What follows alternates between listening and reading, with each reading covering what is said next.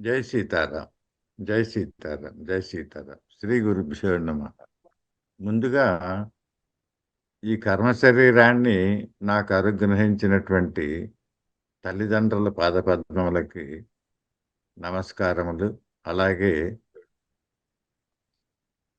మా తండ్రి గారు శ్రీరామ శరణ్ గురుదేవుల పాదపద్మముల దగ్గరికి మా కుటుంబాన్ని అందరినీ చేర్చటం. గురుదేవులు నాకు తారక మంత్రాన్ని అనుగ్రహించి రామచంద్రమూర్తి పాదముల దగ్గరికి చేర్చారు. అంటే ఎలా చెప్తున్నారు ముందే? పాదాల దగ్గర శరీరం ఇక్కడే ఉంది కదా? కాదు. ఎందుకంటే మా గురుగారి గురించి ఎంత చెప్పుకున్నా తక్కువే ఉంటుంది. అంటే రామ నామ ప్రచారము కోసము ఈ కలియుగంలో భూమి మీద అవతరించినటువంటి నామ అవతారులు మా గురుదేవులు. వేల మందికి మంత్ర దీక్షలు వసంగి వారిని మోక్ష మార్గం వరకు నడిపించి 1994లో రాముని దగ్గరికి చేరుకున్నారు. కానీ ఇప్పటికి ఈ రోజు వరకు కూడా ఇంకా శరీరం లేకపోయినా కానీ అనేక మందికి మంత్ర దీక్షలు ఇవ్వటం జరుగుతూ ఉన్నది. అది ఎలాగో ముందు ముందు మీకు వివరిస్తాను. నాకు కూడా తారక మంత్రాన్ని అనుగ్రహించినప్పుడు గురుదేవులు ఒక మాట చెప్పారు. ఏమిటంటే, ఉన్నది రాముడు ఒక్కడే. ఏకేశ్వర ఉపాసన చెయ్యండి. ఇది నాకు ఇచ్చినటువంటి ఆజ్ఞ. ఈ ఆజ్ఞ రెండవ మాట ఏమిటి గురువుగారు చెప్పింది? మీకు లౌకికంగా, సంసారపరంగా ఏమేమి కావాలో అన్నీ నేనే చూసుకుంటాను. ఎవరిని అడగవలసిన పని లేదు. 3 ఆ రాముని పాదముల దగ్గరికి మిమ్మల్ని చేర్చేటువంటి బాధ్యత నాది. భూమి మీద పుట్టినటువంటి ఒక మనిషికి ఇంతకంటే భరోసా ఏమి కావాలి? లౌకికమంతా ఆయన చూసుకుంటానంటున్నారు. రాముని పాదాల దగ్గరికి చేర్చమంటారు. దుర్లభమైనటువంటి తారక మంత్రాన్ని అనుగ్రహించారు. నా జీవితం అంతా కూడా ఆ యొక్క గురు సేవలోనే గడుస్తుంది. అంటే ఇవాల్టి కార్యక్రమంలో గురు అనుగ్రహము అనేటువంటి టాపిక్ మీద మాట్లాడటం జరుగుతూ ఉన్నది. ఒక రాయిని రత్నముగా లేకపోతే ఒక శిల్పముగా ఎలా మారుస్తారు గురుదేవులు అనటానికి నా జీవితమే ఒక ఉదాహరణ. ఎందుకంటే మంత్రదీక్ష అనుగ్రహించినప్పుడు గురుగారికి ఒక నియమం చెప్పుకున్నాను. ఏమంటే, గురుదేవా, ప్రాణము పోయినా కానీ లౌకికమైనటువంటి కోరిక కోరను. ఇది మొట్టమొదటి నియమం. సరే, బయట ఎక్కడ ఏ హోటల్‌లోనూ ఎక్కడ భోజనము చెయ్యను అనేటువంటిది ఇంకొక నియమము. ఇది చెప్పుకున్నప్పుడు గురుదేవులు ఏమన్నారంటే నవ్వారు. నవ్వి, "కఠినమైన నియమం పెట్టుకుంటున్నారే, నిలబడగలరా?" అని ప్రశ్నించడం జరిగింది. ఇప్పుడు సుమారుగా 45 సంవత్సరాల క్రితం నాకు మంత్రదీక్ష ఇవ్వటం జరిగింది. ఆ రోజు ఈ ప్రశ్న అడిగినప్పుడు గురువుగారు నాకు బాగా గుర్తు నేనేం సమాధానం చెప్పారు. "గురుదేవా, మీ అనుగ్రహము ఉన్నంత వరకు కూడా నేను హిమాలయ పర్వతాన్ని తలతో ఢీకొంటాను. పర్వతం కనిపించదు. అది నాకు మీ మీద ఉన్నటువంటి విశ్వాసము." అన్న తర్వాత గురుగారు నవ్వి ఊరుకున్నారు. ఆ అనుగ్రహము ఈ 45 సంవత్సరాల నుంచి ఈ క్షణము వరకు ఆ అనుగ్రహ వర్షం, గురుదేవుల అనుగ్రహ వర్షం కురుస్తూనే ఉన్నది. ఆ నియమభంగం కానివ్వకుండా అనుక్షణము కాపాడుతూనే ఉన్నారు. ఇక్కడ మొదట చెప్పినట్టు గురువుగారు చెప్పినట్టు ఏకేశ్వర ఉపాసన మొదట్లో ఏదో కొద్దిసేపు మంత్రం అంటే ఇంతేనా?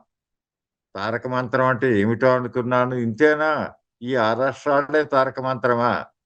అనేటువంటి భావన నుంచి గురు ప్రేమ ఏమిటో మంత్రము ద్వారా తెలుసుకున్నాను. అలాగే రాముని యొక్క అనుగ్రహం ఏమిటి అనేటువంటిది తెలుసుకోవటం జరిగింది. ఎలాగనట్లయితే ఇక్కడ జీవితంలో భగవంతుని అనుగ్రహము లేతే గురువు అనుగ్రహము కొన్ని అనుభూతుల ద్వారా వ్యక్తమవుతుంది. నా జీవితం అంతా కూడా అనుభూతుల మయమే. అంటే ఎంత గురు అనుగ్రహం ఉన్నది అనేటువంటిది అన్నీ చెప్పటం కష్టం గానీ, కానీ కొద్దిగా ఒక 3, 4 ఉదాహరణలు, అనుభవాలు మీకు మీ ముందు ఉంచేది. ఇది అహంకారం కాదు. ఎందుకు అన్నట్లయితే, నాకు మంత్రదీక్షని, తారక మంత్రాన్ని అనుగ్రహించిన కొద్ది రోజులకే గురుదేవులు మంత్ర పురస్చరణ చేయమని చెప్పి నాకు ఆజ్ఞ ఇవ్వటం జరిగింది. గురుదేవులు నాకు మంత్రం అప్పుడే ప్రారంభ దశ. మంత్రం తీసుకొని ఒక నెల రోజులు గూడా కాలేదు. మంత్రం ఇంకా బాగా అలవాటు కాలేదు. అలాగే జపమాల పట్టుకొని తిప్పటం అలవాటు కాలేదు. మరి గురుగారు ఆజ్ఞ అయిపోయింది. ముహూర్త నిర్ణయం జేశారు. అంటే ఆ రోజుల్లో 85 అంటే 40 సంవత్సరాల క్రితము ఎంత ఒత్తిడి నా మీదకి వచ్చుంటుంది. అంటే గురుగారు ఒత్తిడి పెట్టలేదు. ప్రేమ. నన్ను ఆధ్యాత్మికంగా మెట్టు ఎక్కించాలి. ఒక మెట్టు ఈ బిడ్డని ఆధ్యాత్మికంగా పైకి తీసుకొని రావాలి అనే దృఢ సంకల్పంతోటి ముహూర్త నిర్ణయం గూడా చేసేశారు. ఇంకా ఆఫీస్‌కి సెలవు పెట్టాను. స్వగ్రామమైనటువంటి బాపట్లలో ఈ మంత్ర జపం అక్షరలక్ష అనేటువంటి తారక మంత్ర పురస్చరణ ప్రారంభం చేసినప్పుడు గురుదేవులు ముందే చెప్పారు. పురస్చరణ పూర్తయ్యే లోపల నేను మీ ఇంటికొచ్చి కొద్ది రోజులు ఉంటాను అని. అంటే ఇది ఎక్కడా లభించనటువంటి అదృష్టం. మంత్రము, మంత్ర అధిష్టాన దేవత, మంత్రాన్ని అనుగ్రహించినటువంటి సద్గురువు శ్రీరామ్ చరణ్ మహారాజు. అంటే మంత్రదీక్ష చేసేటప్పుడు గురుదేవులు మన సన్నిధానంలో ఉండి చేయటం అనేటువంటిది ఎవరికో గాని లభించినటువంటి మహాభాగ్యం ఇది. ఈ విధంగా రోజు తెల్లవారుజామున 3 గంటల నుంచి కూర్చుంటే, నా జప సంఖ్య అనుకున్నటువంటి జప సంఖ్య పూర్తయ్యేసరికి సాయంత్రం 5:30, 6 అట్లా అవుతుండేది. అక్కడి నుంచి కొద్దిసేపు సుందరకాండ పారాయణము. అది అయిన తర్వాత అప్పుడు భోజనం జేయటం. ఇలా 37 రోజులు పాటు దాగినటువంటి ఈ తారక మంత్ర పురస్చరణ ఆ చివరి 2 రోజులు అంటే ఒక వారం ముందు గురువుగారు మా ఇంటికి వచ్చారు. ఒక గదిలో గురువుగారు, ఒక గదిలో నా జపము. ఆనందం. గురువుగారితో సాయంత్రం పూట సత్సంగం. గురువుగారు చెప్పే మంచి మాటలు వినటము. ఇంకా 3 రోజుల్లో దీక్ష పూర్తి అవుతుంది అనంగా గురు అనుగ్రహము అనేటువంటి అమృత వర్షం కురవటం ప్రారంభమైంది. ఆ రోజు జపములో రామచంద్రమూర్తి బాలరామునిగా సింహాసనం మీద కూర్చొని దర్శనాన్ని అనుగ్రహించారు. ఇది కేవలము గురువుగారి అనుగ్రహమే. అది చెప్పినప్పుడు గురువుగారు ఎంతో సంతోషించారు. సంతోషించి గురుగారి పాదాలు కడుగుతున్నప్పుడు తారక మంత్రము సిద్ధించింది నీకు అని చెప్పటం జరిగింది. మరపురాని మధురమైనటువంటి క్షణాలు జీవితంలో తారక మంత్రం సిద్ధించింది అని. కానీ దీనివల్ల ఒక విశేషమైనటువంటి పరిణామం చోటు చేసుకుంది. ఏమిటంటే అక్కడి నుంచి దీక్ష పూర్తయింది. ఉద్యోగంలో మళ్ళా జాయిన్ అయినాను. నాకు భవిష్యత్తు తెలుస్తూ ఉండేది. అందరి భవిష్యత్తు. ఆ కళ్ళు మూసుకొని ఎవరిని గురించి నేను చూడాలి అనుకుంటున్నానో వారు నా కళ్ళ ముందు కనిపించేవారు. వాళ్ళు ఏం చేస్తున్నారు? వాళ్ళ భవిష్యత్తు ఏమిటి? ఇవన్నీ గూడా తెలుస్తూ ఉండేవి. ఇలా ఒక నెల రోజుల పాటు అందరికీ చెప్పటం జరిగింది. ఆఫీస్‌లో గాని, లేతే ఇంటి దగ్గర గాని, బంధుమిత్రులతో గాని. ఇది చెప్పిన తర్వాత ఒక నెల తర్వాత గురుగారి దర్శనానికి వెళ్ళానుకుందాం. వెళ్ళినప్పుడు గురుగారు అడిగారు, "ఎలా ఉంది? జపం ఎలా సాగుతున్నది?" అంటే ఇప్పుడు ఈ విషయం చెప్పాను. "గురుగారు నాకు భవిష్యత్తు తెలుస్తున్నది. అంటే ఒక సిద్ధి లభించింది మీకు. 10 మందికి చెప్తున్నారు గదా! చెప్పండి అని. అప్పుడు నాకు ఎందుకో అనుమానం వచ్చింది. గురుగారు ఈ మాటలు నవ్వుతూ అన్నారు. ఎందుకు నవ్వుతున్నారు ఈ మాటలనేటప్పుడు అని గురుగారు, ఇది నలుగురికి చెప్పటం వల్ల నాకు ఏమిటి లాభము? నాకొక శక్తి ఉన్నదనేటువంటి అహంకారం వస్తుంది గదా! ఈ అహంకారము నా సాధనకి విఘ్నం కలిగిస్తుంది గదా! అన్నప్పుడు, "ఆ! ఏమి పర్వాలేదు. చెప్పండి నలుగురికి" అని మళ్ళీ నవ్వుతూనే అన్నప్పుడు నాకర్థమైపోయింది. ఇటువంటి శక్తులు అవసరం లేదు అనేటువంటిది. అప్పుడు గురుగారికి చెప్పుకున్నాను. "గురుగారు నాకు ఈ శక్తి అవసరం లేదు. దీనిని దయచేసి మీరు వెనక్కి తీసేసుకోండి. మీరు అనుగ్రహించినటువంటిదే రాముడు కాదు. అనుగ్రహించింది రామచంద్రమూర్తి గాదు. మీరే అనుగ్రహించారు. మీరు వెనక్కి తీసుకోండి" అన్నప్పుడు, "అయితే నమస్కారం పెట్టుకోండి. వెనక్కి తీసుకుంటాను" అని చెప్పి తల మీద చెయ్యి పెట్టటం జరిగింది. ఆ శక్తి వెనక్కి తీసుకున్నా. ఇక్కడి నుంచి గురు దర్శనము కోసము ప్రాణము కొట్టుకులాడేది. ఉద్యోగరీత్యా హైదరాబాద్‌లో ఉండేవాడిని. ప్రతి నెల ఒక నియమం పెట్టుకున్నాను. తల్లిదండ్రులని చూడాలి, జన్మనిచ్చినటువంటి తల్లిదండ్రులను చూడాలి బాపట్లలో.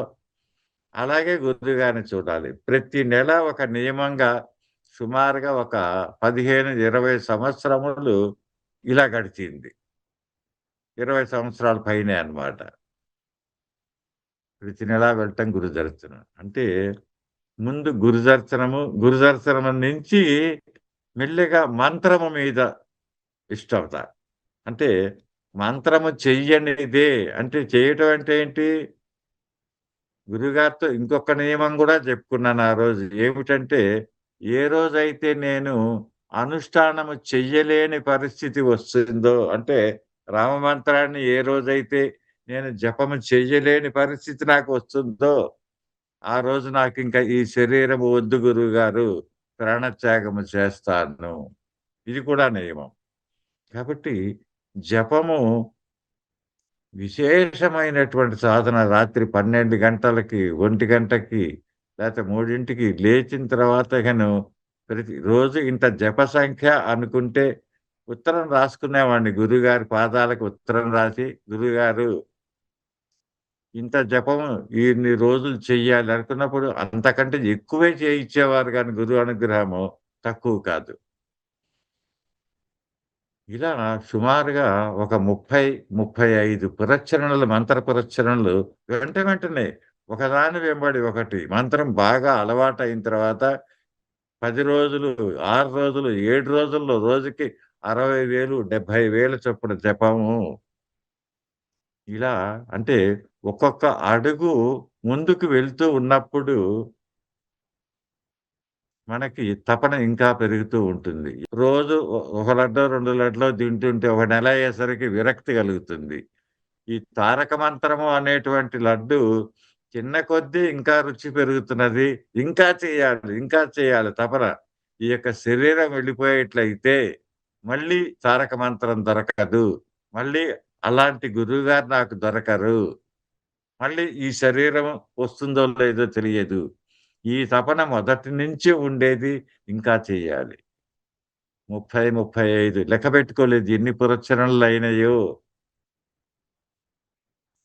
అలా చేస్తూ ఉన్నప్పుడు ఎప్పుడైనా గాని ఇక్కడ సాధనలో ఒకటుంటుందమ్మా. ఏందంటే ఈ భూమి మీద మానవుడు పట్టుకోవాల్సినవి 2 ఉన్నవి. ఒకటి ధర్మము, 2 ప్రేమ. ఈ ధర్మము అనేది రామావతారము ద్వారా అంటే రాముని యొక్క జీవానుష్ఠానము ద్వారా ఎలా ఉన్నారు అనేటువంటిది. అలాగే కృష్ణావతారం నుంచి దివ్య ప్రేమ ఎలా ఉంటుంది అనేటువంటిది. అంటే గురువుగారి జీవితంలో ఎలా నడిచింది అంటే, గురువుగారు మొట్టమొదట కృష్ణ భక్తి ఉండేది గురువుగారి జీవితంలో. ఆ కృష్ణ భక్తి నుంచి తర్వాత వాళ్ళ మేనమామ గారు ఆంజనేయ స్వామి మంత్రం ఇవ్వటం, ఆ మంత్రాన్ని ఉపాసన కొద్ది రోజులు చేసిన తర్వాత వాస్తవ స్వామి వారి ద్వారా తారక మంత్రం లభించడం జరిగింది గురుదేవులకి. అక్కడి నుంచి అంటే ఏమిటనమాట? ముందు కృష్ణ భక్తి, కృష్ణ భక్తి నుంచి హనుమత్ ద్వారా, సద్గురువు ద్వారా రామభక్తిలోకొచ్చారు. అలాగే నా జీవితంలో ముందు రామభక్తి నుంచి ప్రారంభమై, ఇక్కడి నుంచి మెల్లిగా కృష్ణుడి వైపు తీసుకొని వెళ్తున్నారు గురువుగారు. కృష్ణపత్రం అంటే ధర్మాచరణ అనేటువంటిది జరుగుతూ ఉన్నప్పుడు మనలో ప్రేమతత్వం మనకి తెలియకుండానే వస్తుంది. ఇలా మంత్ర పురస్చరణలు అయిన తర్వాత వాక్కు ఎక్కడి నుంచో వస్తుంది. గురువుగారి అవతార సమాప్తి పూర్తి అయింది 94లో 1994లో గురుగారు వైకుంఠానికి చేరుకున్నారు. మరి నాకు మార్గదర్శకులెవరు? చెప్పారు. గురువు అనేటువంటిది శరీరంతో చూడకూడదు. ఇది కూడా జ్ఞానమే. గురువుగారే స్వయంగా వచ్చి శరీరాన్ని వదిలేసిన తర్వాత నా పక్కన కూర్చొని నేను దుఃఖిస్తూ ఉంటే గురుదేవుల్ని శరీరంతో చూడవద్దు. భౌతిక శరీరము కాదు. ఆయన నీ పక్కనే ఉంటారు. గురువు లేనిదే మన జీవితం ఒక అడుగు ముందుకు పడదు. ఆయనే నడిపిస్తూ ఉంటారు. ఇక్కడితోటి నాకు దుఃఖం ఉపశమనం కలిగింది. అది అయిన తర్వాత ఒకరి ద్వారా 30 పురస్చరణలయినయ్యా. ఒక కోటి దీక్ష పెట్టుకోండి తారక మంత్రము. అక్కడి నుంచి ఒక కోటి దీక్ష పెట్టుకొని 2 సార్లు తారక మంత్రాన్ని చేయడం జరిగింది. కోటి అంటే రోజు నియమం ప్రకారము రోజు 4 గంటలు, 6 గంటల్లో జపం. అది పెట్టుకొని ఒక సంవత్సరం లోపల ఒక దీక్ష. ఇలా 2, 3 సార్లు కోటి దీక్ష అయిన తర్వాత మళ్ళీ గురుగారు అనిపించారు ఇంకొకళ్ళ ద్వారా. కోటి ఎందుకు అక్షర కోటి పెట్టుకోండి అని. అంటే ఏమిటి? కోటి జపం కంటే 6 అక్షరాలు కాబట్టి 6 కోట్లు. ఈ దీక్ష దాదాపుగా సుమారుగా 14 సంవత్సరాలు గడిచింది 6 కోట్ల జపం చేయటానికి. అంటే ఒక పక్క రామమంత్రం జపం జరుగుతూనే ఉన్నది. అంటే దీక్ష పెద్ద దీక్ష. అంటే ఎప్పుడు దీక్ష ప్రారంభం చేసినా గానీ గురువుగారి దగ్గర ఉత్తరం రాసి పెట్టేవాడిని. గురువుగారు మీ సేవ కోసము మీరు సంకల్పించినటువంటి జపము ఇన్ని రోజులు ఈ ప్రకారము అని రాసి సంతకం పెట్టి గురువుగారి పాదాల దగ్గర పెట్టడం జరిగేది. అంటే ఏమిటనమాట? నేను కేవలము నిమిత్త మాత్రుడిని. ఈ కర్మ శరీరాన్ని తల్లిదండ్రులు అనుగ్రహించారు. ఇది గురు సేవలోకి వెళ్ళింది ఈ శరీరము. ఈ శరీరాన్ని వైకుంఠంలో ఉన్నటువంటి గురుదేవులు ఉపయోగించుకుంటూ ఈ శరీరం చేత ఏమేమి చేయించాలి? ఏమి చెప్పించాలి? ఎలాంటి సాధన చేయించాలి? ఇది అంతా కూడా గురుదేవుల అనుగ్రహమే కానీ నాదంటూ ఏమీ లేదు. ఇలా సాగుతున్నప్పుడు 1995, 96 ప్రాంతాల్లో మా పెద్దన్నయ్య చెప్పిన విధంగా ఒక్కసారంటే రామభక్తి అంటే మంత్రం రామమంత్రం ఈ రోజుకి కూడా నా నోట వెంట వచ్చేది కేవలము తారక మంత్రమే. ఎన్ని అనుభూతులు ఇచ్చినా కానీ అవి గురు అనుగ్రహమే. తారక మంత్రము వలననే కానీ ఎందుకంటే గురువుగారి మాటలు ఎప్పటికీ నా చెవిలో మారుమోగుతుంటవి. ఉన్నది రాముడు ఒక్కడే. ఏకేశ్వర ఉపాసన చెయ్యి. ఇదే మాటలు గుండెల్లో మారుమోగుతూనే ఉంటాయి ఎప్పుడు. కాబట్టి నోటి వెంట రామ మంత్రము, అనుగ్రహము గురుదేవులదే. రాముంది కాదు. అందుకనే గురువుగారితోటి కొన్ని సందర్భాల్లో అనేవాళ్ళం. ఎందుకంటే సాధన చెయ్యటం వల్ల గమ్యం ఏమిటి? ఎందుకు చేస్తున్నాం ఈ సాధన? భగవంతుని సేవ ఎందుకు చేస్తున్నాం అన్నట్లయితే, భగవంతుని దగ్గర నుంచే వచ్చాం భూమి మీద కర్మఫలాన్ని అనుభవించటానికి. ఈ యొక్క ఆయుర్దాయం పూర్తయిన తర్వాత తిరిగి భగవంతుని దగ్గరికే చేరుకుంటున్నాము. ఈ చేరుకున్నప్పుడు ఈ లోపల జీవితం ఎలాంటి జీవితం గడపాలి? ఎవరికీ బాధ కలిగించకుండా, అబద్ధము చెప్పకుండా, ధర్మ మార్గాన్ని జీవితాన్ని గడపాలి భగవంతుని యొక్క సేవలో. ఇలాంటి జీవితాన్ని గడుపుతున్నప్పుడు గమ్యం ఏమిటి? మోక్షము. ఈ మోక్షము శరీరము వదిలిన తర్వాత వచ్చేటువంటిది మోక్షము. కానీ నా అదృష్టం ఏమిటి అంటే నేను శరీరముతో ఉండగానే నాకు మోక్షము లభించింది. ఎలాగు అంటే రామదర్శనం అంటే భగవంతుని దర్శనం. సాధన చేయటం భగవంతుని అనుగ్రహం కోసము, లేదా విశేషంగా చేస్తే భగవంతుని యొక్క దర్శనం కోసం. భగవంతుని దర్శనం పొందిన వారికి ఇక మోక్షమే. రామావతారంలో రామదర్శనం పొందినటువంటి ఋషులకి, ఆఖరికి యుద్ధంలో రాముడిని చూసినటువంటి రాక్షసులకి కూడా మోక్షం లభించింది. అలాగే కృష్ణావతారంలో కృష్ణుడిని చంపటానికి ప్రయత్నించిన వాళ్ళకి, కృష్ణ ప్రేమని పొందినటువంటి వాళ్ళకి వీరందరికీ కూడా మోక్షం లభించింది. వీరు, వారు అనేటువంటి భేదము లేకుండా. అలాగే మరిక్కడ రామదర్శనం మీకు లభించిందా? లభించింది. మా గురుదేవులే రామచంద్రమూర్తి. ఇది నేను అనేక సందర్భాల్లో గురుగారితోటి అంటే గురుగారు నవ్వి ఊరుకునేవారు. నా విశ్వాసం అది. గురుగారు నాకు రామదర్శనము అవసరము లేదు. మీ దర్శనం అయింది. నాకు మోక్షం వచ్చేసింది. రామాయణంలో శబరి దగ్గరికి వచ్చినప్పుడు రామలక్ష్మణులు రామచంద్రమూర్తి ఒక ప్రశ్న అడుగుతాడు శబరిని. అమ్మా! చిన్నప్పటి నుంచి గురుసేవలో నీ జీవితాన్ని గడుపుతూ వస్తున్నావు. ఇంకా గురుసేవలోనే ఉన్నావు. ఇన్ని సంవత్సరములు చేసినటువంటి గురుసేవకి ఫలితము లభించిందా? అని అడిగినప్పుడు, అప్పుడు శబరి చెప్తుంది. ఇప్పుడేకా ఇప్పుడు లభించింది. ఇన్ని సంవత్సరాల సేవకి ఇప్పుడు లభించింది. అంటే ఏంటి? గురుసేవకు ఫలితము రామదర్శనమేను. కానీ నాకు రామదర్శనం లభించింది. కానీ ఏం చెప్పుకుంటున్నది శబరి? స్వామి మీరు గనక ఆజ్ఞ వచ్చారు. మా గురువుగారు చెప్పారు మీరొస్తారని. మీరు వచ్చారు. మీ ఆతిథ్యం ఇవ్వటం జరిగింది. మీ ఆజ్ఞ ఇచ్చేట్లయితే నేను మా గురువుగారి దగ్గరికి ఎంత విశ్వాసము. మా గురువుగారి దగ్గరికి వెళ్తాను. అంటే గురువుగారు నాకు కూడా మోక్షాన్ని గురువుగారు ఎక్కడున్నారు? వైకుంఠంలో రాముని పాదాల దగ్గరున్నారు. నేను గూడా అక్కడికే వెళ్తున్నాను. గురువు మీద అనుగ్రహం. నాకు కూడా గురువుగారి మీద అమితమైనటువంటి విశ్వాసము. నాకు మోక్షం వచ్చింది. మోక్షం అనేది శరీరాన్ని వదిలేసిన తర్వాత కదా! మరిప్పుడు శరీరం ఉన్నప్పుడు మోక్షం ఏమిటి అనే ప్రశ్న రావచ్చు.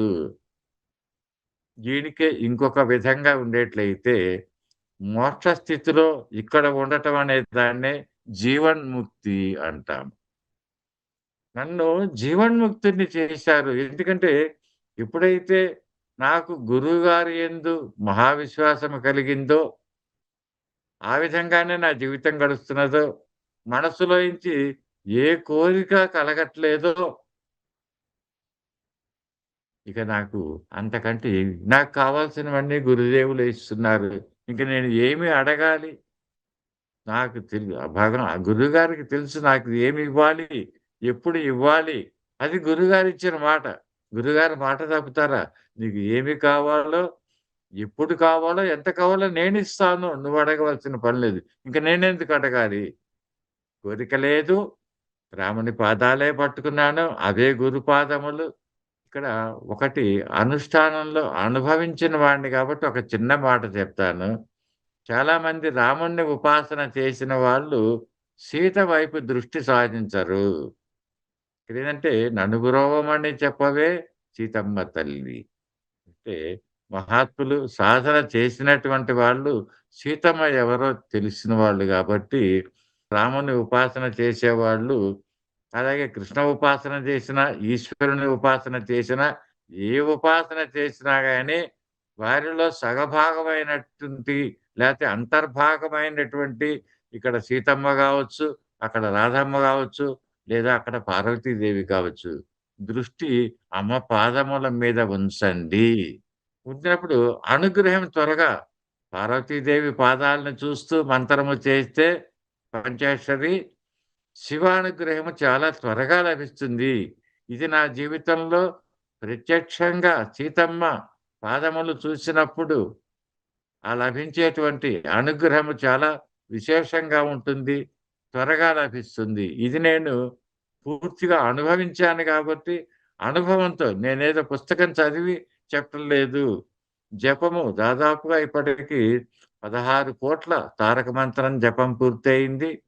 17వ కోటి జపము మౌనంగా సాగుతున్నది. అలాగే ప్రవచనాలు జెప్పిస్తున్నారు. గత 8 సంవత్సరాలుగా ఆన్‌లైన్‌లో సత్సంగం జెప్పిస్తున్నారు. అలాగే ఇప్పుడు 4,000 మంది పైచిలుకు మంత్ర దీక్షలు ఇప్పిస్తున్నారు. ఇవన్నీ ఒక అనామకుడిని నేను, ఒక రాయిని. ఎలా జరుగుతున్నదనేట్లయితే గురువు అనుగ్రహం కాక ఇంకేమిటి? ఇక్కడ ఈ టీవీ ప్రోగ్రామ్ ఇవ్వటానికి నేను ఏం ప్రిపేర్ అయ్యే అవసరం లేదు. నా చేత గురుదేవులు మాట్లాడిస్తున్నారు గాబట్టి వచ్చి కూర్చోవటమే. గురువుగారికి నమస్కారం పెట్టుకోవటమే. ఆయన ఏమి చెప్పిస్తారో అదే వస్తుంది. కాబట్టి నిమిత్త మాత్రంగా ఉంటాను.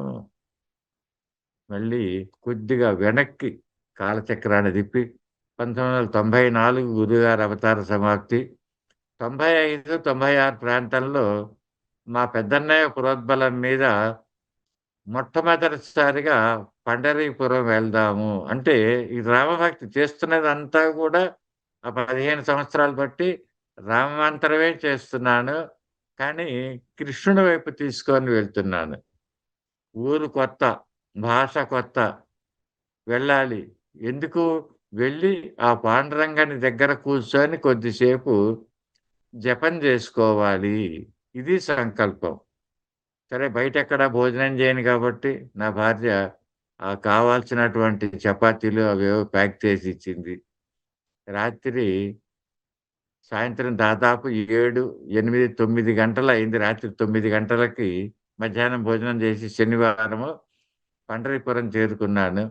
నా ప్రోగ్రామ్ ఏమిటంటే, ఆదివారం చీకటితో ఆ యొక్క చంద్రభాగా నదిలో స్నానము జేసి 4 గంటలకల్లా వచ్చి అక్కడ గుడిలో కూర్చొని జపం చేసుకొని, మధ్యాహ్నం వరకు అక్కడి నుంచి బయలుదేరి వెనక్కొచ్చేయటం.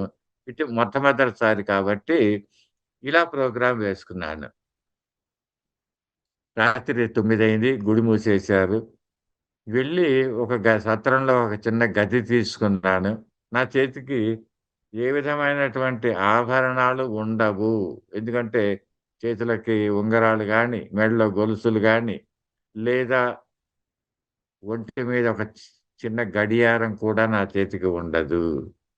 అంటే గడియారం ఉండదని ఎందుకు చెప్తున్నానంటే, ఆ టైం చూసుకోటానికి టైం ఎంత అని కూడా తెలీదు అప్పట్లో. 30 ఏళ్ల క్రితము.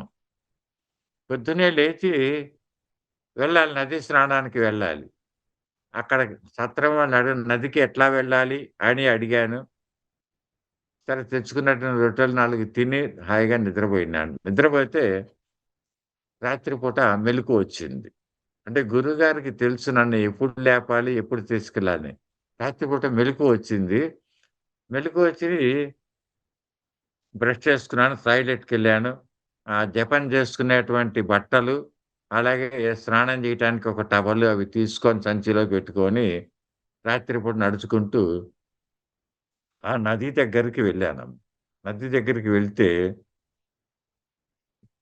చీకటి. అమావాస్య రోజులు.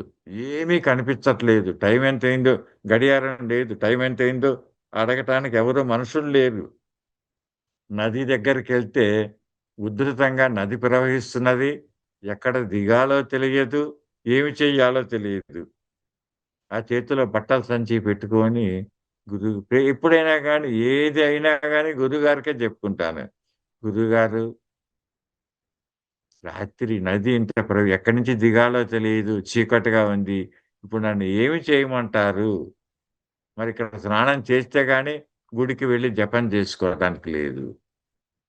అని ఉన్నప్పుడు గురువు అనుగ్రహం ఎలా ఉంటుందంటే, ఆ నదిలో గలగల గల చప్పుడు వినిపించిందమ్మా ఒకసారి. చప్పుడు వినిపిస్తే ఏమిటా చప్పుడు? రాత్రిపూట ఏ చేపలు గావచ్చు, జంతువులైనా గావచ్చు.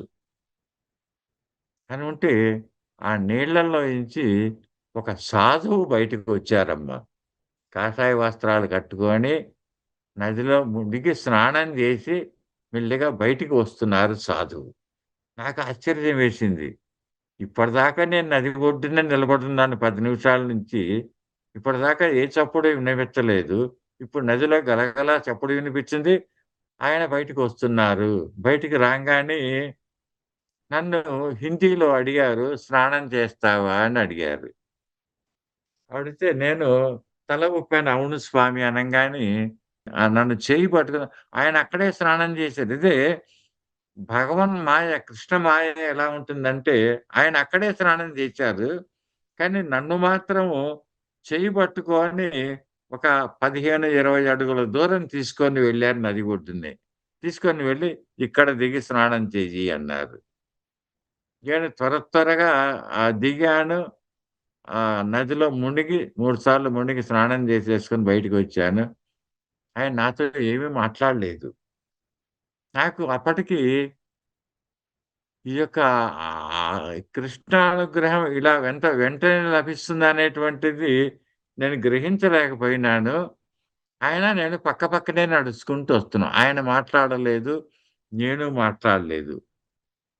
కొంచెం దూరం నడుచుకుంటూ వచ్చిన తర్వాత ఒక సెంటర్‌లోకొచ్చాం. 4 రోడ్ల కూడలిలోకొచ్చిన తర్వాత నాకు చెప్పారు. "ఇట్లా ఎడమ వైపు బారుకు వెళ్ళు. నువ్వు గుడి దగ్గరికి వెళ్తావు" అని చెప్పి ఆయన కుడివైపు తిరిగారమ్మా.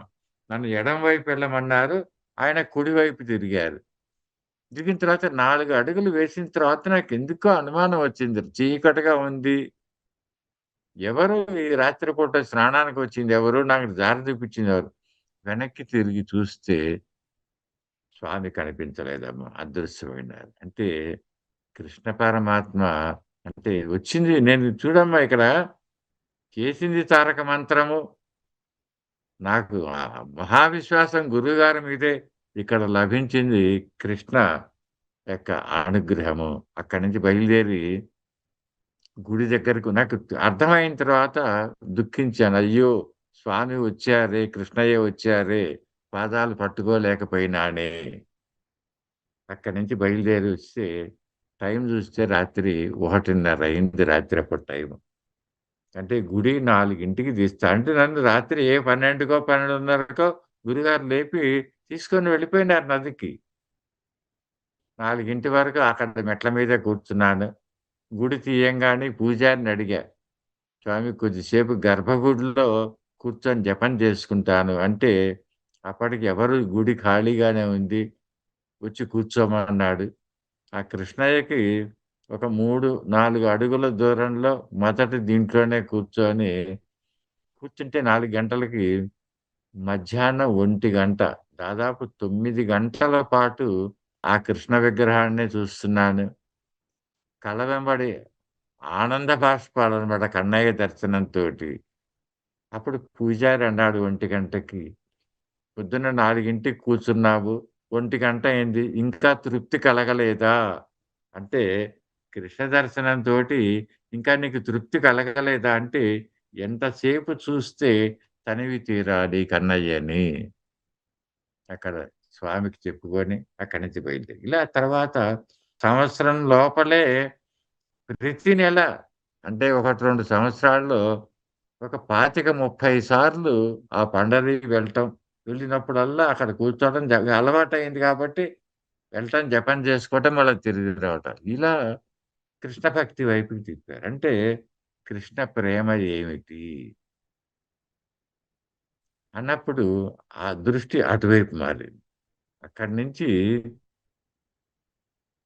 ఇంకొక విశేషమైనటువంటి అనుగ్రహం గురుగారికి. 2001, 2002 ఈ ప్రాంతంలో రామాయణం చదవాలి. చాలామంది అనుకుంటారు నేనేదో పుస్తకాలు చదివాను, ప్రిపేర్ అయినాను అలాంటిది ఏమీ లేదమ్మా. నేను రామాయణం చదివాను. వాల్మీకి రామాయణం చదివాను. అలాగే భాగవతం చదివాను. సుందరకాండ అనేక సార్లు చదివాను. భగవద్గీత చదివాను. కానీ ఒక విషయం ఏంటంటే చదవటం అయితే చదివాను గానీ, నాకు సంస్కృతం రాదు. అందులో ఏమీ అర్థం కాలేదు. వాల్మీకి రామాయణం సంస్కృతంలో చదివితే ఏమర్థమవుతుంది? నేను అర్థము చేసుకున్నదల్లా ఒకటే. నాకు రామాయణం చదువుతూ ఉండేటప్పుడు ఆనందంగా నా చెవులకి ఆ రామ్ అనేటువంటి ప్రణవ శబ్దం వినిపిస్తూ ఉండేది. దాంట్లో మైమరిచిపోయేవాడిని.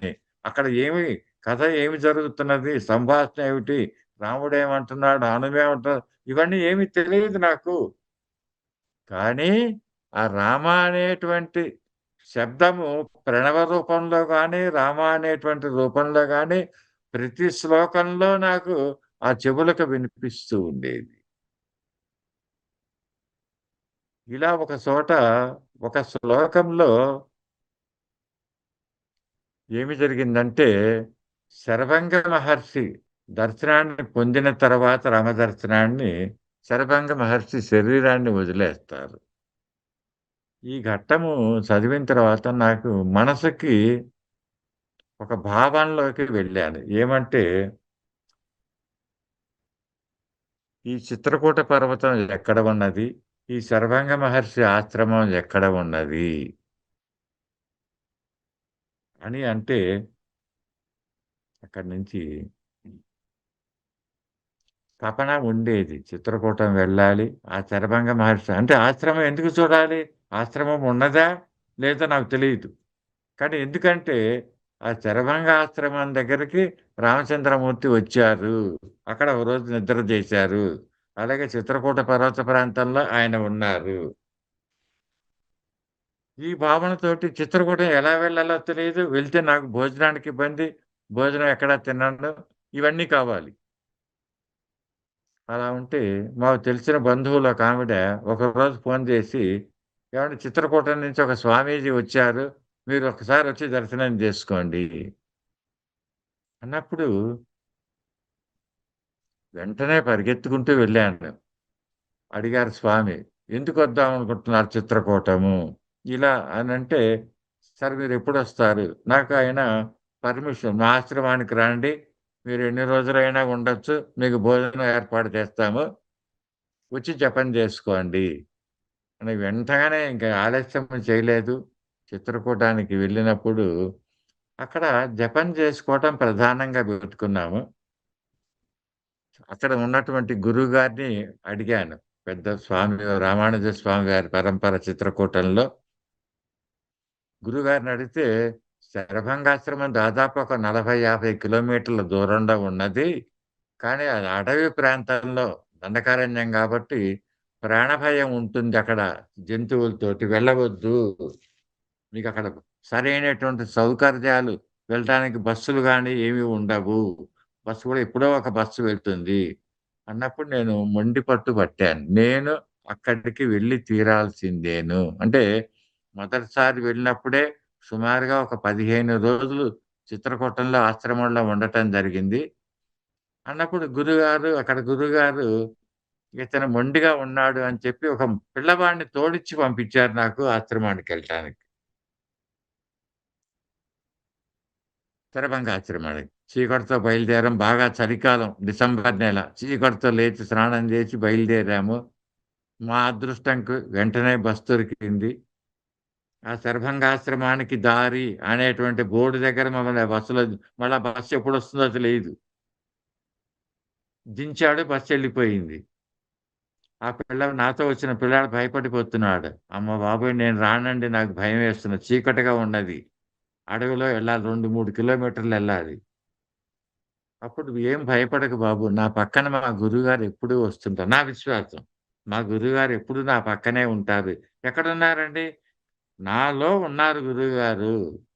నడిపిస్తున్నారు. "నువ్వేం భయపడకు. ప్రాణభయం లేదు."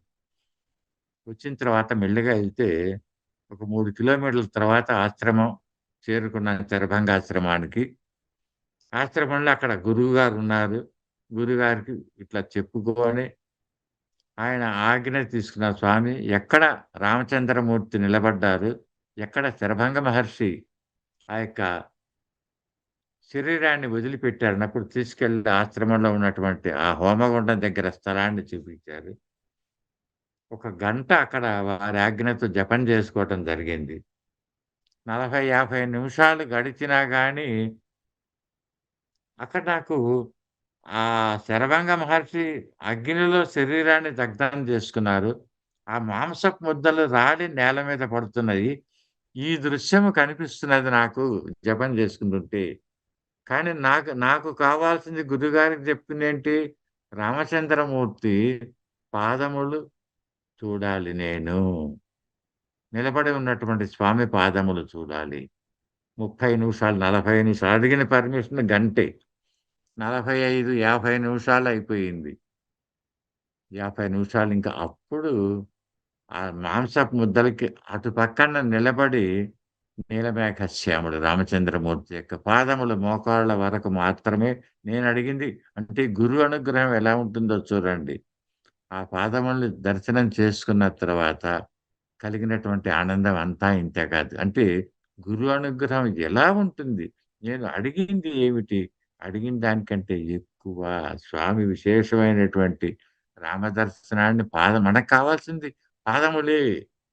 అటువంటి పాదదర్శనాన్ని అనుగ్రహించిన తర్వాత మళ్ళీ తిరిగి ఆశ్రమానికి రావటం జరిగింది.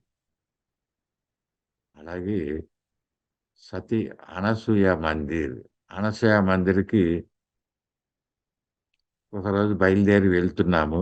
వెళ్తున్నప్పుడు ఎప్పుడైనా గానీ మళ్ళా అనుష్ఠానంలోకొసరికి ఎలా అనుష్ఠానం చేశానంటే, కూర్చొని జపము చేయటం అనేటువంటిది ఒక నియమం ప్రకారము 3 గంటలో, 4 గంటల సేపే ఉంటుంది ఆ నియమము. కానీ అక్కడి నుంచి లేచిన తర్వాత మనం ఏ పని చేసుకున్నా గానీ మనసులో ఆ మంత్రం అనుకుంటూ ఉండటం. ఇది నాకు అలవాటు. 24 గంటలు గూడా ఆ మనస్సులో రామ రామ అనేటువంటి ఆ తారక మంత్రం వస్తూ ఉంటుంది. నాకు తెలియకుండానే నిద్రలో కూడా ఆ మంత్రం వస్తూ ఉంటుంది. సో, అక్కడి నుంచి ఈ యొక్క అనసూయ మందిర్, అత్రి మహర్షి అనసూయ మందిర్‌కి అంటే ఇక్కడ సీతారామ లక్ష్మణులు ఒకరోజు నిద్ర చేశారు ఇక్కడ కూడా. నేను ఆటోలో కూర్చొని ఆ దండకారణ్యంలో ఆ మధ్యలో నుంచి వెళ్తుంటుంది చిన్న రోడ్డు. ఆ అడవిలోకి చూస్తూ ఉంటే భావంలోకి వెళ్ళిపోయినప్పుడు అంటే గురువు అనుగ్రహము ముందు రామచంద్రమూర్తి నడుస్తున్నారు. వెనక ఒక 4, 5 అడుగుల దూరంలో సీతమ్మ నడుస్తున్నది. ఆ వెనక ఒక 10 అడుగుల దూరంలో లక్ష్మణస్వామి నడుచుకుంటూ వస్తున్నారు అడవిలో. వస్తున్నప్పుడు ఒక పెద్ద బండరాయి వచ్చింది. రామచంద్రమూర్తి మామూలుగా ఆ రాయిని ఎక్కి 4 అడుగులు ముందుకు వేసిన తర్వాత సీతమ్మ అక్కడ దాకా వచ్చి ఆ బండరాయి ఎక్కటానికి పైకి ఎక్కాలి గదా! మళ్ళీ రామచంద్రమూర్తి వెనక్కి వచ్చి తన చేతిని అందించి సీతమ్మని ఆ గట్టు ఎక్కేటట్టు జేసి ముందుకి ఈ దృశ్యాన్ని నేను కళ్ళతో అక్కడ చూసి అంటే భావంలోకెళ్ళాను. కళ్ళు తెరిచే ఉన్నవే కానీ అక్కడ నాకది కనిపిస్తున్నది భావనలు. ఇంకా ఆ దుఃఖాన్ని ఆపుకోలేకపోయినాను గురువుగారు. ఇంత అనుగ్రహమా? ఎక్కడో అనసూయ మందిరం ఆశ్రమానికెళ్ళి అక్కడ కాదు ఇక్కడే రామ దర్శనము, సీతమ్మ దర్శనము, అలాగే లక్ష్మణ స్వామి దర్శనం. ఆ దర్శనము ఇన్ని సంవత్సరాలు గడిచినా దాదాపు 25 సంవత్సరాలు గడిచినా గాని, ఆ సీతమ్మ కట్టుకున్నటువంటి బట్టలు, ఆ రామచంద్రమూర్తి యొక్క ఆ రూపము, ఆ ముఖమంతా గూడా అమ్మ ముఖమంతా గూడా చిరు చెమటలతో నిండిపోయింది. అప్పుడు బాధ అమ్మా! ఇంత కష్టాన్ని అనుభవించావా మాకు మార్గాన్ని చూపించటం కోసము అనేటువంటిది ఆనందకరమైనటువంటి ఘట్టము. గురు అనుగ్రహానికి పరాకాష్ట. 2 ప్రవాహాల్లాగా, 2 మహానదుల్లాగా ఒక పక్క రాముని యొక్క సేవలో ఆ ధర్మము అనేటువంటి ఆనందము, రెండో వైపు కృష్ణ ప్రేమ, ఈ కృష్ణ ప్రేమలో కలుగుతున్నటువంటి ఆనందము. ఈ రెండిటిని సమన్వయం చేసుకుంటే ఎట్లయితే, ఆ ప్రేమనే ఇప్పుడు పంచుతున్నారు అందరికి. గురువుగారు నాలో ప్రవేశించి అందరికి ఆ కృష్ణ ప్రేమని పంచుతున్నారు. అమ్మా! ఇది చేసుకోండి. ఎవరు చెప్తున్నారు? గురువుగారే చెప్పిస్తున్నారు. ఏమి చేయాలి? ఎలా చేయాలి అనేటువంటిది. ఇంకొక ఘట్టము మా అమ్మాయిని పై చదువుల కోసం అమెరికా పంపించింది. నాకున్నది ఒకతే అమ్మాయి. ఆ అమ్మాయిని అమెరికాకి పై చదువులకు పంపించినప్పుడు 2002లో మేము చేసినటువంటి మొట్టమొదటి యాత్ర రామేశ్వరము. అంటే ఒక యాత్ర చేసేటప్పుడు గురువుగారు చెప్పేవారు. భావయుక్తంగా యాత్ర చెయ్యాలి. భావనలోకెళ్ళి చేయాలి. ఏదో బృందావనం వెళ్ళేట్లయితే కృష్ణ ఇప్పుడున్నారా అక్కడ అంటే, నువ్వు ఆ భావంలోకెళ్ళినప్పుడు, ఆ కాలచక్రాన్ని వెనక్కి తిప్పినప్పుడు, ఆ కృష్ణావతార సమయానికి వెళ్ళినప్పుడు, నువ్వు ఒక గోపకుడివి అవుతావు. నువ్వు ఒక గోపికవు అవుతావు. అప్పుడు నీకు ఆ మధురమైనటువంటి ఆనందం నీకు కలుగుతుంది. అందుకని భావవ్యక్తంగా యాత్ర చెయ్యండి. నాకు కలిగినటువంటి భావం ఏమిటంటే, వారధి నిర్మాణము 5 రోజులు జరిగింది. ఈ 5 రోజులు రామచంద్రమూర్తి ఏమి చేస్తూ ఉండి ఉంటారు? ఊరికనే కూర్చుంటారా? ఇన్ని కోట్ల మంది వానరులు వారధి కడుతూ ఉంటే, ఆయన ఊరికనే ఎందుకు కూర్చుంటారు? కనీసం అటు, ఇటు తిరుగుతూ అయినా ఉంటారు. ఆ తిరిగినప్పుడు ఆయన పాదములకి కొంత మట్టి అంటుకొని ఉంటుంది. లేతే ఆయన నడిచిన చోట ఆ నేల మీద ఉన్నటువంటి మట్టి ఇక్కడ చూడండమ్మా, నేననుకున్నది రామచంద్రమూర్తి పాదములు తగిలినటువంటి మట్టిని చూడాలి నేను. ఇది నాకు కలిగినటువంటి గురుగారు కలిగించినటువంటి సంకల్పం. మట్టిని ఎలా గుర్తుపడతావు? నాకు తెలీదు. గురువుగారు నాకు తెలీదు. మీరు ఏం చేస్తారో సంకల్పం ఇచ్చింది మీరే. ఆ మట్టి ఏమిటి? ఆ మట్టి అంటే ఏం మట్టది? రాముని పాదస్పర్శతో పునీతమైనటువంటి ఇసుక రేణువులు. అవి చూడాలి నేను. రాముడు అవసరంలే, రాముని పాదాలు అవసరం లేదు. దూడకి ఆకలి వేసినప్పుడు తల్లి యొక్క కొమ్ములు అవసరం లేదు. ఆవు యొక్క కొమ్ములు అవసరం లేదు. తోక గాని, కాళ్ళు గాని అవసరం లే. పొదుగు చాలు. నాకు కావాల్సింది మట్టి లేదా రాముని పాదములు. ఇక్కడ నేను కోరుకున్నది ఆ మట్టిని చూడాలి. 15 రోజులు పెట్టుకున్నాం ప్రోగ్రాము. ఆ కరిమన సత్రంలో కూర్చొని రోజు జపం చేసుకోవడం రాత్రి 1 నుంచి సాయంత్రం 4, 5 వరకు. అంటే రోజు ఒక 12, 14 గంటల సేపు తారక మంత్రం ఇంత అని లేదు. ఎంత జపం అయితే అంత జపం చేసుకోవటము. సాయంత్రం మళ్ళా కొద్దిసేపు సుందరకాండ పారాయణం చేసుకోవటము. అది కాంగానే మళ్ళీ భోజనం చేయటం, పడుకోవటం. మళ్ళా రాత్రి 1 ఇలా నడుస్తూ ఉంటే, నాకు ప్రతిరోజు అనుష్ఠానంలో వానర సైన్యం కనిపిస్తూనే ఉన్నారు. వాళ్ళు కడుతున్నటువంటి వారధి కనిపిస్తున్నది.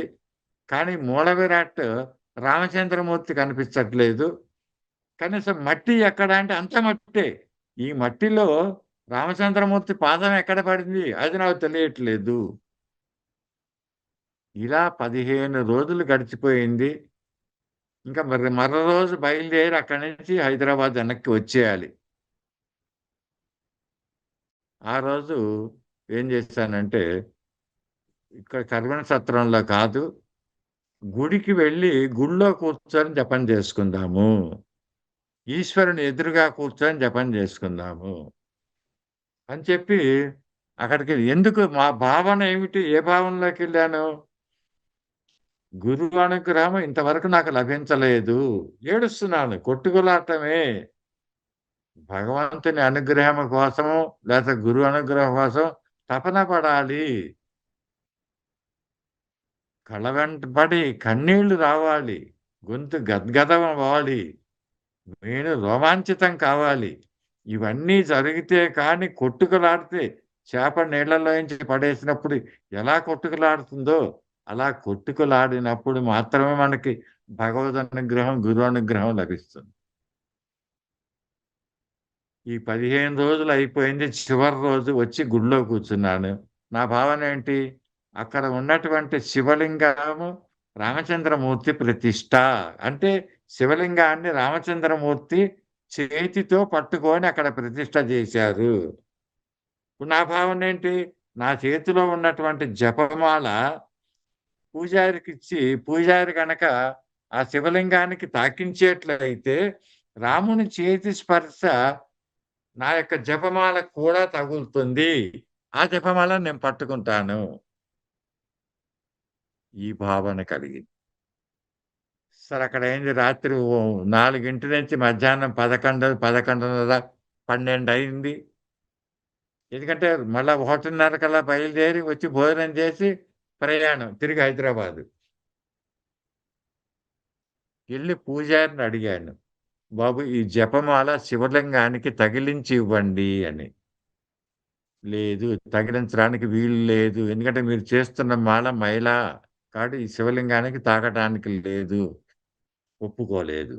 ఆ పక్కనే హనుమ తీసుకొచ్చినటువంటి ఇదేమన్నా సైకత లింగం అమ్మ ఇచ్చింది. అక్కడ హనుమ తీసుకొచ్చింది. అక్కడికెళ్ళినా కానీ పూజారి అదే మాట చెప్పాడు. ఇంకా మండపంలో ఆహ్, కూర్చొని ఏడుస్తున్నాడు మంత్రం చేసుకుంటూ. గురువుగారు అయిపోయింది. ఇంక గంటలోకొచ్చాను. ప్రయాణం దగ్గర పడింది. స్వామి యొక్క పాదముల యొక్క మట్టి నాకు కనిపించలేదు. ఆ ప్రభువు యొక్క దర్శనము కోరుకోలేదు. కేవలం మట్టిని కూడా లేదు అనుకున్నాను. చేస్తున్నాను. మంత్రం చేస్తూ ఉన్నాను. లోపల నుంచి దుఃఖం ఆగకుండా దుఃఖం వస్తున్నది. 1:10 నిమిషాలయింది. ఇంకా 20 నిమిషాలే మిగిలిందమ్మా. ఆ సమయంలో గర్భగుడి ఎదురుగానే కూర్చొనున్నా. అప్పట్లో ఇంత రద్దీ ఉండేది గాదు. ఖాళీగానే ఉంది గుడి. కూర్చున్నాను ఆ మండపం దీనికి స్తంభానికి ఆనుకొని. ఒకసారి ఇంకా 20 నిమిషాలు టైము ఉందనంగా గర్భగుడి మాయమైపోయింది. అక్కడ ఉన్నటువంటి శివలింగం మాయమైపోయింది. అక్కడ నీలమేఘశ్యాముడు నిలబడి ఉన్నారు. దూరంగా. అంటే నాకు ఇక్కడ కనిపించడం ఒక 10 అడుగుల దూరంలోనే కూర్చున్నాను గర్భగుడికి. 10, 15 అడుగుల దూరంలో. కానీ నాకు కనిపించడం స్వామి ఒక 100 అడుగుల దూరం నుంచి ఉన్నట్టు ఆ నీలమేఘశ్యాముడు నిలబడి ఉన్నారు. పూర్తి రూపము. ఇంక నాకు కలిగిన ఆనందం అంతా ఇంతా కాదు. స్వామి, స్వామి, స్వామి అంటూ పెద్దగా ఏడుస్తున్నాను. ఆ ఏడుస్తూ ఉంటే అమ్మా ఒకటి గుర్తుపెట్టు మంత్రం ఆపలేదు. చేతిలో మాల తిరుగుతూనే ఉన్నది. ఆ లోపల నుంచి ఆనందముతో కూడినటువంటి దుఃఖము. ఆ స్వామి యొక్క చెయ్యి జ్ఞానముద్ర చూపిస్తున్నారు ఇలాగ. ఈ జ్ఞానముద్ర చూపిస్తూ స్వామి అక్కడే నిలబడి ఉన్నారు. ఈ చెయ్యి మాత్రము అక్కడి నుంచి ముందుకు సాగి వచ్చి ఒక చెయ్యి మాత్రమే వచ్చింది. నా ముఖము దగ్గరకి తీసుకొచ్చి పెట్టారు ఆ చేతినిలాగ. దగ్గరకొచ్చినటువంటి రామచంద్రమూర్తి చేతిని చూస్తూ ఉన్నాను. ఆనందం తట్టుకోలేకపోతున్నాను. అక్కడ దగ్గరికొచ్చిన తర్వాత చూస్తే, నేను చేస్తున్నటువంటి జపమాల, నా చేతిలో నేను చేస్తున్నటువంటి జపమాల, ఆ స్వామి చేతికి చుట్టుకొని ఉన్నది. అప్పుడు అర్థమయింది. రామా! తండ్రి నువ్వు ఎక్కడున్నావో ఇప్పుడు తెలిసింది. నేను చేస్తున్నటువంటి మంత్రములోనే రామచంద్రమూర్తి ఉన్నాడు. ఇంకా ఎక్కడా వెతుక్కొని వెళ్తున్న పని లేదు. అంటే ఇక్కడ గురువు అనుగ్రహము ఎంత విశేషంగా ఉంటుంది అంటే, నేను కోరుకున్నది గురువుగారు సంకల్పం చేసింది. రామచంద్రమూర్తి యొక్క పాదముల యొక్క మట్టి, పాదధూళి చూడాలి. కానీ ఇక్కడ అనుగ్రహించింది రామదర్శనాన్ని అనుగ్రహించారు. జ్ఞానబోధ. నీ మంత్రములోనే నేను ఉన్నాను ఎక్కడా కాదు. నీలో ఉన్నాను. నిరంతరము మంత్రం చేస్తున్నావు కాబట్టి, మంత్రము లోపలే నేను ఉన్నాను అనేటువంటిది ఇక్కడ మనకి స్పష్టంగా చెప్పడం జరిగింది. రామేశ్వరం యాత్ర. ఒక్కొక్క రకమైనటువంటి అనుభూతి. అక్కడి నుంచి హంపి విజయానంద స్వామి. అంటే చాలా మందికి తెలియదు. హంపి అంటే విరూపాక్ష దేవాలయము, లేతే విజయనగర సామ్రాజ్యము. ఇంతవరకే తెలుసు గాని, ఆ పంపా నదికి అవతల ఒడ్డున ఉన్నటువంటిది కిష్కింధ అని రామాయణంలోని అనేక ఘట్టాలు మాల్యవంతం గాని, లేతే ప్రసరవణగిరి గాని, లేకపోట్లయితే ఆ మధువనం గాని, లేతే శబరికి మోక్షం ఇచ్చినటువంటి స్థలం, మాతంగ మహర్షి తపస్సు చేసినటువంటి స్థలము. ఇవన్నీ కూడా అలాగే వాలిని బాణమేసినటువంటి చంపినటువంటి ఇవన్నీ గూడా అదే కిష్కింధ. ఈ స్థలములన్నీ అక్కడ ఉన్నవి. అప్పుడు హంపి విద్యారణ్య స్వామి వారి దగ్గర అనుబంధం ఉంది వారితోటి. వారి యొక్క సేవకి భగవంతుడనే భావంతో చూడటం. స్వామివారు అంటే నాకు 3 చోట్ల, ఒకటి చిత్రకూటము, 2 బృందావనము, 3 హంపి విద్యారణ్య స్వామివారు. ఈ 3 చోట్లకి వారి యొక్క ఆజ్ఞ తీసుకున్నాను. నా శరీరంలో ఓపిక ఉన్నంత వరకు కూడా ప్రతి సంవత్సరము వచ్చి ఒక 11 రోజులు ఇక్కడ ఉండి జపం చేసుకోవటానికి. ఈ విధంగా దాదాపు 2001, 2002 నుంచి ఇప్పటి వరకు కూడా, ఈ క్షణం వరకు కూడా ప్రతి సంవత్సరము సెప్టెంబర్‌లో హంపి వెళ్ళటము, అలాగే డిసెంబర్ నెలలో చిత్రకూటం, బృందావనం వెళ్ళటం అనేటువంటిది ఒక ఆనవాయితీగా నాకు మారిపోయింది. అలాగే ఈ రోజు వరకు కూడా గురువు అనుగ్రహంతో జరుగుతూ వస్తున్నది. ఇక్కడ హంపి వెళ్ళటము ఏం పెట్టుకున్నానంటే, రామాయణం పారాయణం చెయ్యాలి. అంటే జపం అనేది మామూలుగానే ఉంటుంది.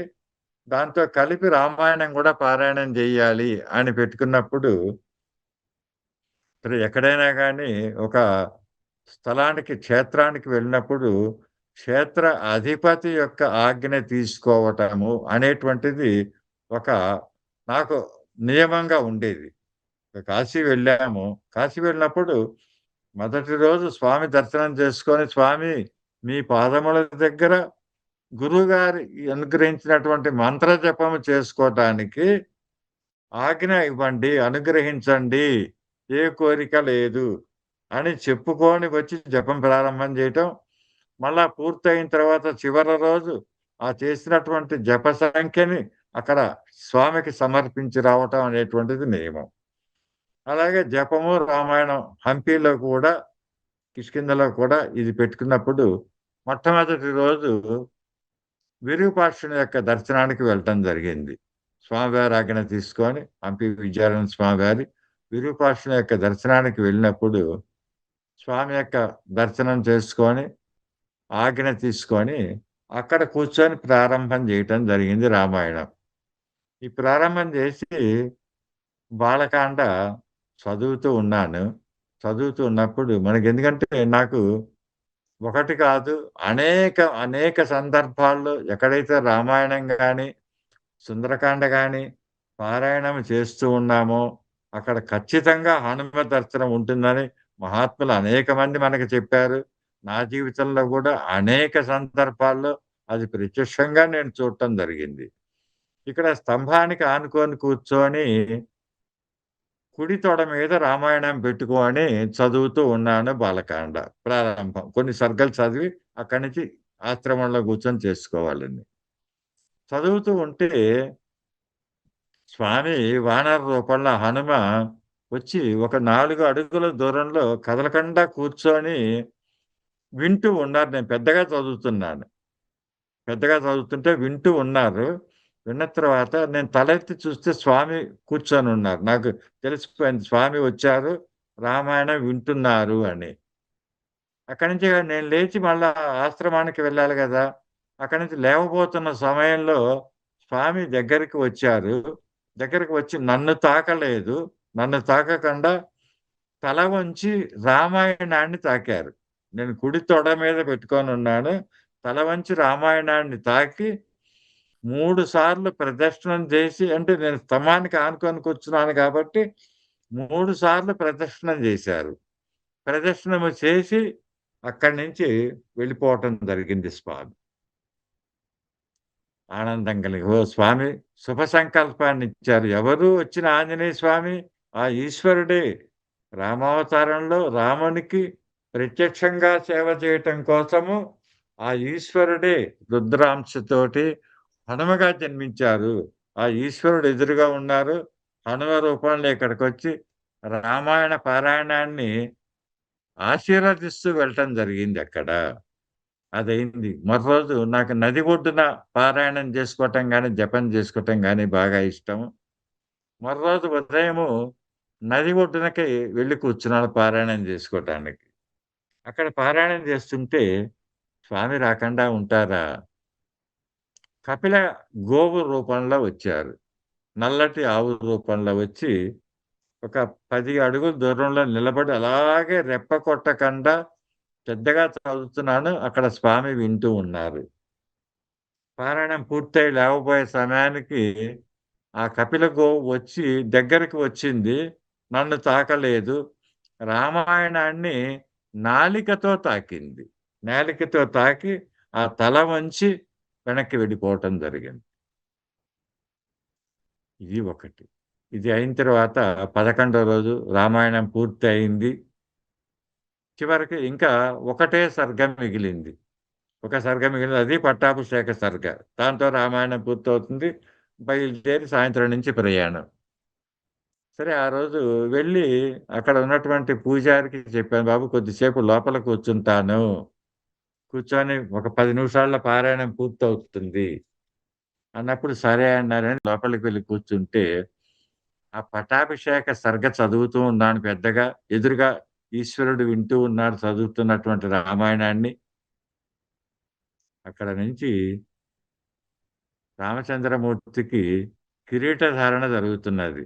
ఆ బ్రహ్మ నిర్మితమైనటువంటి రత్న ఖచితమైనటువంటి కిరీటాన్ని రామచంద్రమూర్తి శిరస్సు మీద అలంకరిస్తున్నారు వశిష్ఠ మహర్షి.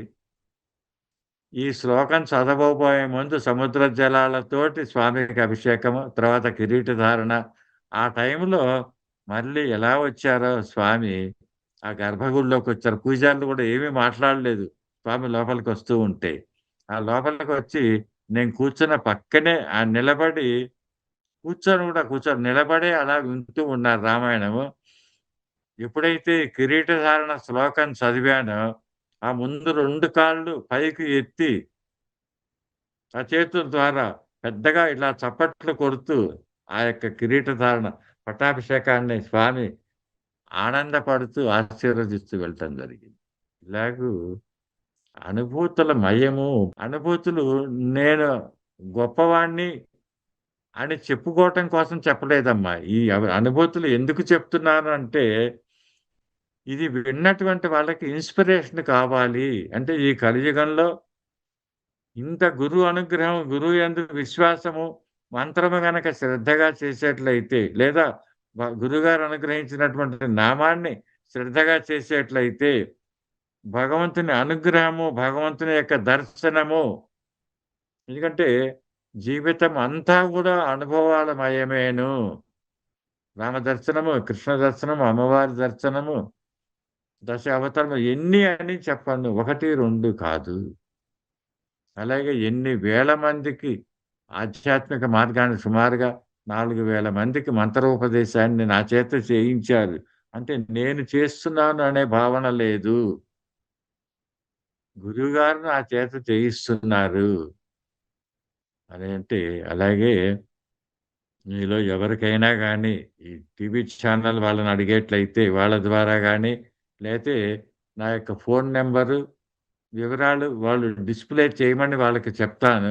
ఆ డిస్‌ప్లే చేసేట్లయితే, మీలో ఎవరికైనా ఆధ్యాత్మిక మార్గంలోకి ప్రయాణం చేయాలనుకున్న వాళ్ళు గానీ, లేదా లౌకికమైనటువంటి సమస్యలతో బాధపడుతున్నటువంటి వాళ్ళు గానీ, నాకు ఏ సమయంలో అయినా గానీ ఫోను చేయవచ్చు.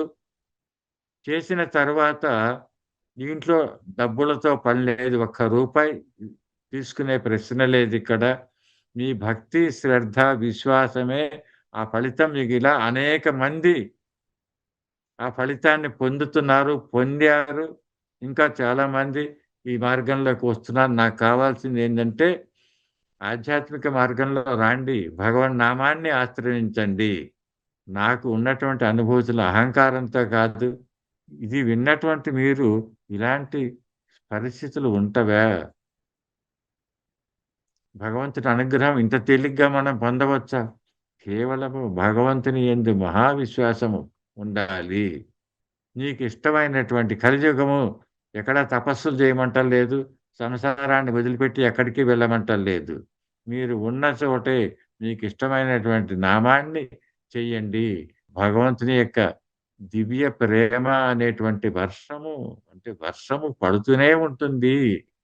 భగవంతుని ప్రేమ అనేటువంటి వర్షము. ఆ దివ్య ప్రేమ అనేటువంటి వర్షంలో తడిసి ముద్దయిపోయినాను నేను. జడయేతనుంచు గోపాల జనముని శతకముల దురవస్థ చక్కచేసి జాడయేతుంచు గోపాల జనమునింద్ర శతకముల దురవస్థ చక్కచేసి కృష్ణ మేఘంబు కృష్ణ మేఘంబు బహుతర కీర్తి నొప్పే కృష్ణ మేఘంబు బహుతర కీర్తి నొప్పే విమల బృందావన ఆకాశ వీధియందు విమల బృందావన ఆకాశ వీధియందు. జై సీతారాం, జై సీతారాం, జై సీతారాం.